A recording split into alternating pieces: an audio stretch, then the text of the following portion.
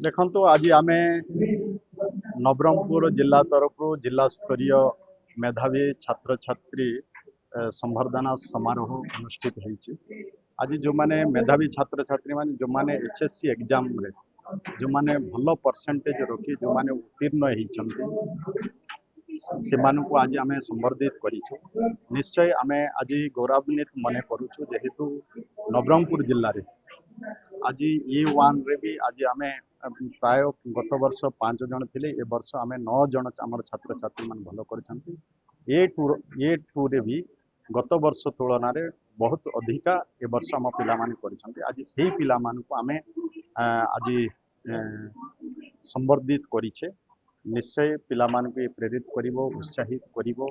आम पिला माने आउरी आगु को बढ़िबे आउरी भलो करिवे। जो आपण कहूथिले कि जातीय शिक्षा नीति माध्यम रे आमे अनेक किछि परिवर्तन जेमति कि पीएमसी स्कूल तार भी गोटे अंश विशेष आज नवरंगपुर जिले में 23 गोटी पीएमसी स्कूल हो पारी एवं शिक्षा क्षेत्र में परिवर्तन आने सरकार नुआ नुआ पदक्षेप नौकरी शिक्षक नियुक्ति आरंभ करिकी पिला 9th 10th पिला जमती कि मध्याह्न भोजन देवा कथा एमती अनेक किछि शिक्षा क्षेत्र में गोटे वैप्लिक परिवर्तन केमती आसीबो आमे तापाई पदक्षेप नुआ सरकार रे निया हिची सेही भली भाव में वर्तमान एचएससी एग्जाम रो रिजल्ट भी जदि आपण देखिबे स्थिर भी किछि परिवर्तन आसीची केजीवीवी स्कूल मानक